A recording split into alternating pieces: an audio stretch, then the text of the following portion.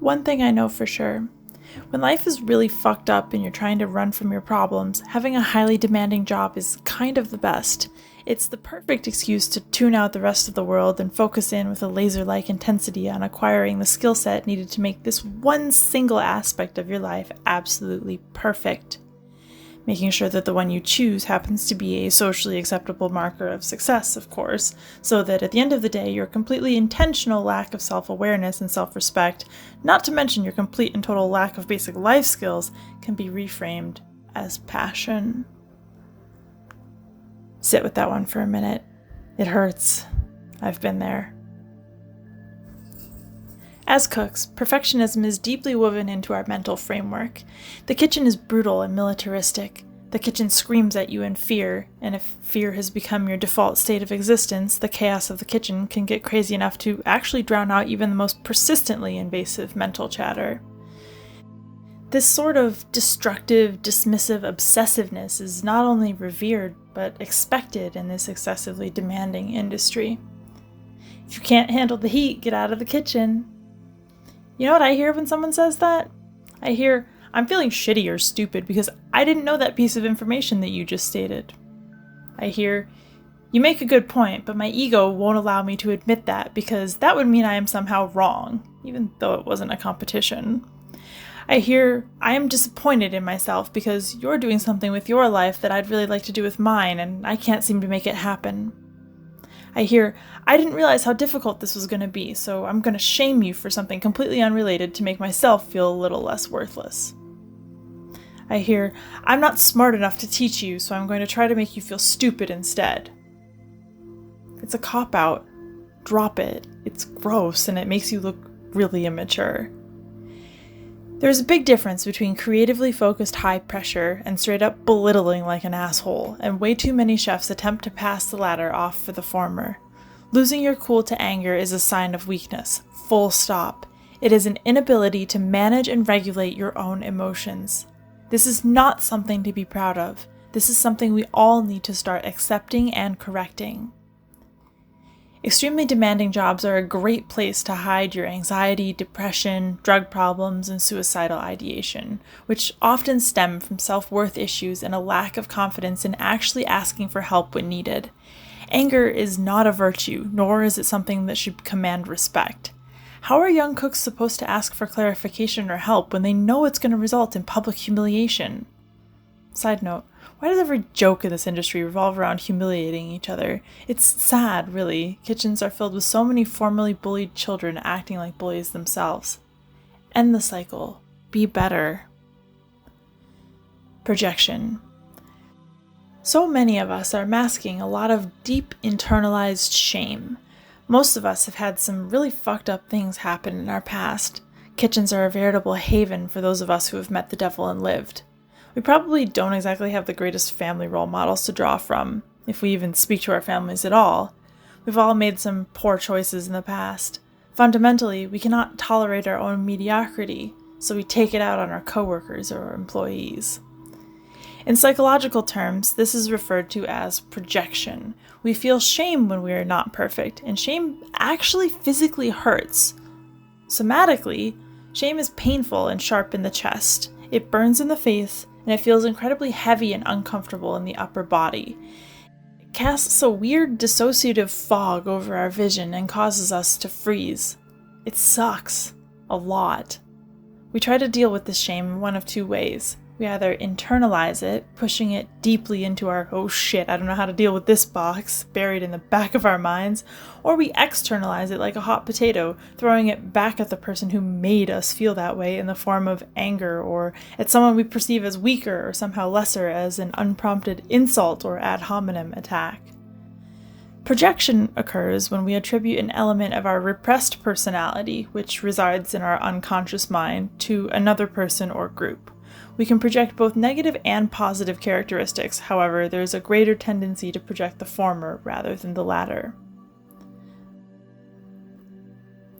The shadow. Until you make the unconscious conscious, it will direct your life and you will call it fate. Swiss psychologist and philosopher Carl Jung describes this phenomena as our shadow. Our shadow is the unconscious naughty part of ourselves. The shadow is our bad side. The shadow is the ego's ex-mafia bodyguard, and chances are it's probably running your life right now. Modern culture avoids the shadow at all costs, repressing, suppressing, denying, and avoiding the undesirable traits that make us uniquely human. If and when an individual makes an attempt to see his shadow, he becomes aware of, and often ashamed of, those qualities and impulses he denies in himself but can plainly see in others, such things as egotism, mental laziness, and sloppiness, unreal fantasies, schemes, and plots, carelessness and cowardice, inordinate love of money and possessions. It is a painful and lengthy work of self-education. At its core, perfectionism is about perfecting the self. Perfectionists are deeply insecure and stuck in a repetitive cycle of self-defeat. Does this resonate? Do you never know what to do, yet somehow you know it's always going to end up wrong? We don't talk about this, and we really should. Are you familiar with the myth of Sisyphus? Sisyphus was the Greek king of Corinth. To paraphrase, he tried to cheat death, and Hades doomed him to roll a boulder uphill for all eternity as punishment. Every time he would get the boulder to the top of the mountain, it would roll back down again, and he would have to start all over at the bottom. I can't help but see glaring similarities in the professional kitchen. The gods had condemned Sisyphus to ceaselessly rolling a rock to the top of a mountain, whence the stone would fall back on its own weight. They had thought with some reason that there is no more dreadful punishment than futile and hopeless labor. Albert Camus. Escaping the perfectionist trap. Perfectionism is self-abuse of the highest order. Perfectionism is an illusion. We believe it makes us better, but it actually harms us. It keeps us trapped in a perpetual cycle of not being good enough, exacerbating anxiety and intensifying disappointment while decreasing personal satisfaction. Perfection doesn't make you feel perfect, it makes you feel inadequate. According to professor and lecturer Brené Brown, perfectionism is not the same thing as striving to be your best. Perfection is not about healthy achievement and growth. Perfectionism is used by people as a shield to protect themselves against the pain of being vulnerable. They don't want to be blamed or judged by others. Perfectionists are always worried about what people think of them. Perfectionists always think that everyone is judging every note of their performance. Perfectionists see themselves as worthless if they cannot attain the same level of success as their peers, but often these self-imposed expectations are completely unrealistic. Often we aren't aware of the struggles of those who have succeeded. Often we have simply under-budgeted for difficulty and may just need to reconsider our approach.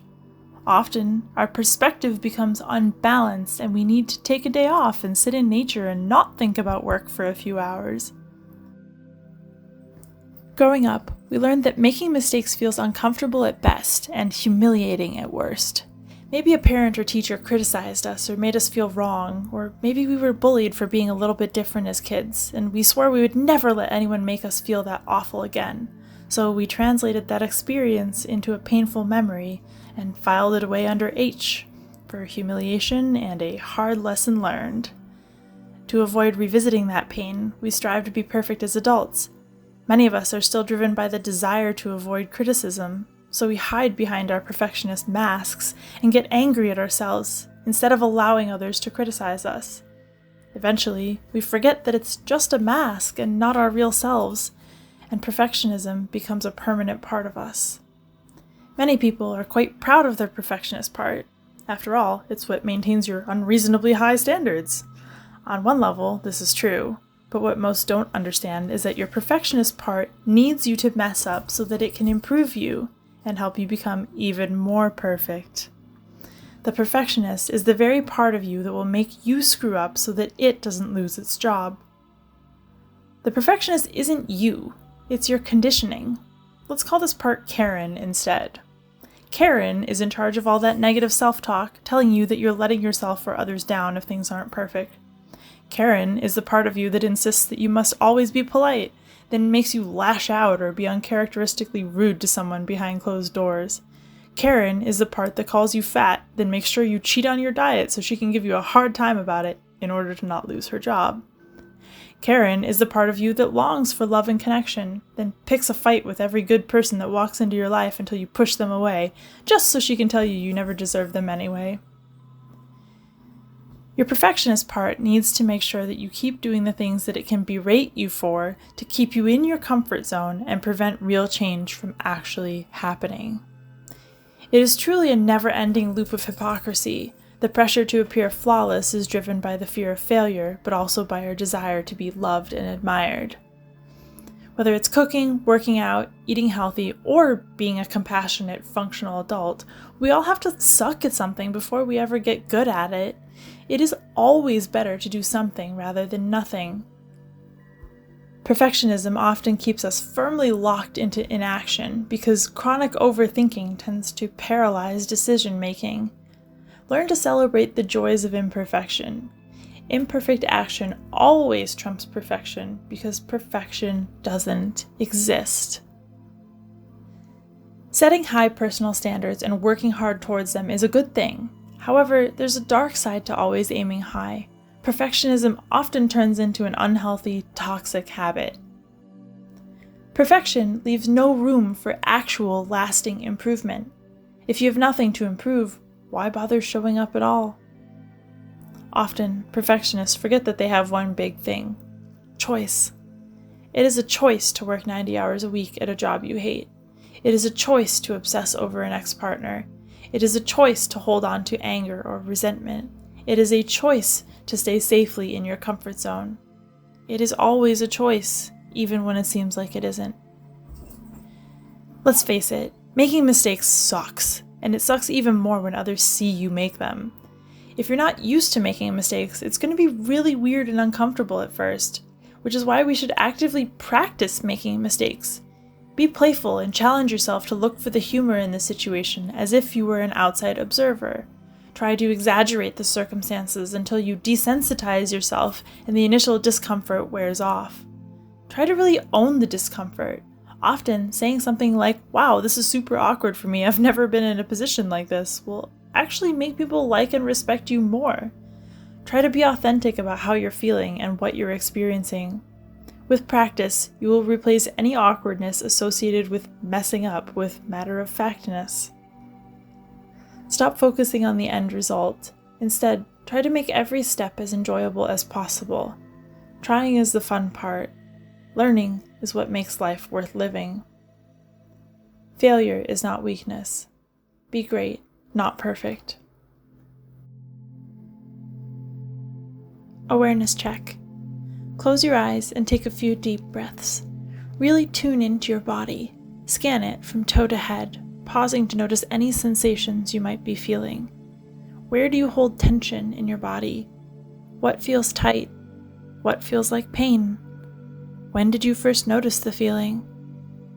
What's the first thing that comes to mind when thinking about this? Stand up or walk a few steps. Just move from where you are. Drink a glass of water.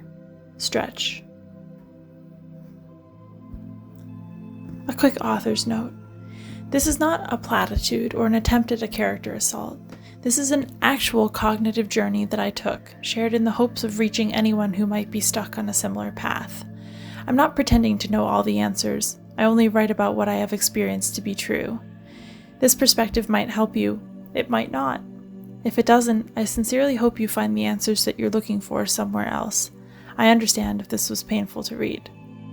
Meeting my shadow fucked my life up for months before I was able to make sense of any of it, let alone put myself back together again.